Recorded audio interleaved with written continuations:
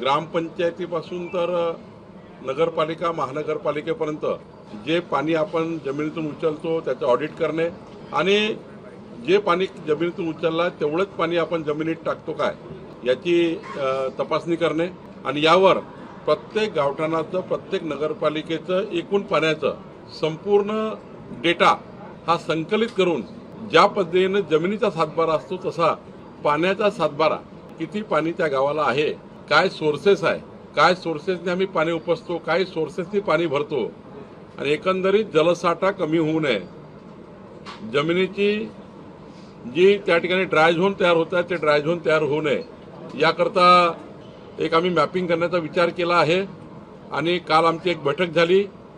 त्यामध्ये प्रायोगिक तत्वावर प्रत्येक विभागातली एक ग्रामपंचायत आम्ही या ठिकाणी निवडतो आहे. हे काम पाणी पुरवठा विभाग सुरू करेल.